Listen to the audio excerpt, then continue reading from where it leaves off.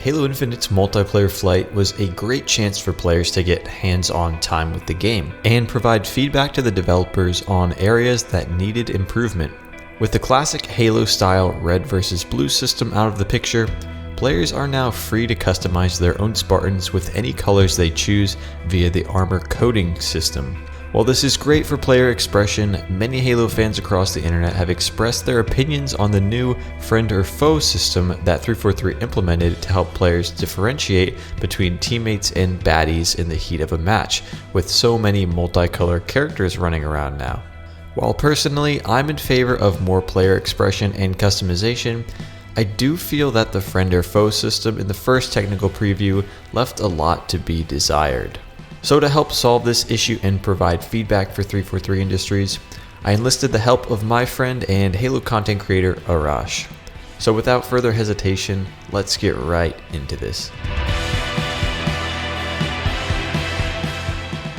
Alright Arrrash, thanks for joining me today. I just wanted to get your opinion on the new friend or foe system for Halo Infinite. And first, let's start by just telling me your general thoughts on how you feel about it and how it played for you in the first flight test. I think overall, it probably needs a little bit of work. I'm totally in favor of getting away from red versus blue and going with individual colors, but I think the system that we had in the flight, it's not quite there yet in terms of visual clarity. Yeah, I agree. And a big factor that I kind of thought of, especially when we had that 2-hour stretch of actual PvP gameplay, was the whole first 3 days we were playing against blue bots and they were always blue. So like it was pretty easy to differentiate because, I mean, in a one-sided way, it was red versus blue or multicolored people versus blue people. So it didn't come into play that much. But then when the PvP came around, I found myself actually getting kind of confused sometimes in the heat of combat. Like, wait, is that a teammate or is that an enemy? Did you ever feel like you were kind of getting tripped up by that in the PvP time or at all? There was definitely times. I mean, even the bots sometimes, like there would be an enemy on screen and it would take me not like long to realize it was an enemy, but long enough that if it was a competent enemy, you would be behind a shot or so. And so there were definitely times that I think it caused some issues. One of my biggest things, and I think it was a bug in the flight, I'm not 100% sure, was there's no way to turn on service tags for your teammates. I think that would just solve a lot of the problems. I agree with that too, yeah. There was a toggle for it to show service tags and it just didn't work. So I think you're right, it was bugged. But yeah, no, that was terrible. It'd be like if you're playing with friends, like you just didn't know who was who because everyone was a team colored blob. Which I guess going to that, how did you feel about like seeing your teammates through walls and like seeing them kind of as blobs covering up all their fancy armor coatings and stuff? I mean, that doesn't really bother me. I don't necessarily mind not being able to see their armors as clearly. I mean, I guess it kind of defeats the purpose of the whole system if it kind of negates what you're seeing anyways. But overall, I don't think it's a big deal that your teammates were kind of just blobs. Yeah. I don't mind. I have no issues with seeing your teammates through walls. That's not a big deal to me. I don't think it really changes much because the old games had the service tags that you saw through walls anyways. I think this just makes it a little bit more clear to newcomers exactly where their teammate is. They can maybe make engagement decisions quicker based off of the information the game is feeding them. So I'm all for that. Yeah, I actually liked seeing my teammates through walls too. And like you said, it did bother me that their armor coating was covered up. Like, who cares really about that? But yeah, definitely provided more information. But I saw this interesting thread on Twitter the other day with Hidden Xperia and some other guys. And they posted these images, which I'll be showing on screen now, option 1 here. And you can kind of get a direct comparison of what exactly we saw in the flight. So this is interesting. In Hidden Xperia's huge, like hour-long flight analysis, he said, instead of a friend or foe system, what if it was just a friend system?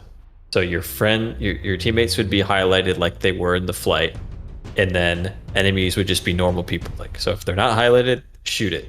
Which I kind of thought about that. Like, I don't need enemy highlights that don't work sometimes, and team highlights that show me through walls. I just need one person to be highlighted to tell me if good or bad. So that's what option 2 is showing, and I do kind of like that. How do you feel about that, or does that not do anything for you? This would be something I'd want to play. I almost think it's counterintuitive to have only your teammates light up and not the enemies. Because looking at this picture, you're correct. It's clear, right? But in the heat of battle, if only one side is lit up, I think your eyes are going to gravitate toward that if it's like a high combat, high intensity scenario, whereas this is like a still screenshot, right?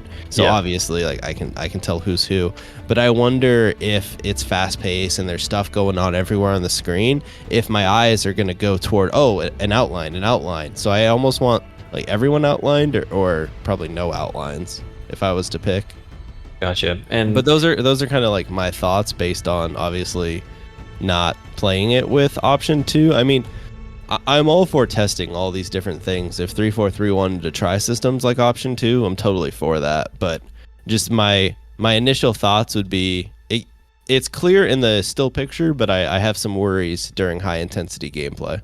yeah, no, I totally agree with that. A still picture, even the current system, is pretty clear. Yeah, when you're fighting real people, you know, every split second matters. So it's really about what method is the best for quick decision making. But let's look at option 3 here, which I think really this solves the issue. Like you said before, is just show your teammate's name or their service tag, and that would really get it done. And I think if that wouldn't have been bugged in the flight, we probably wouldn't be talking about this right now. But yeah, option 3 here, it shows you exactly what you need to see. I think just having the name gives you so much more information, still or in the heat of combat. Yeah, I think option 3 could do it, but again, the only difference in option 3 would be the fact that, you know, it'd be the color of the name, right? In this picture, your teammate's red and the enemy's blue, right?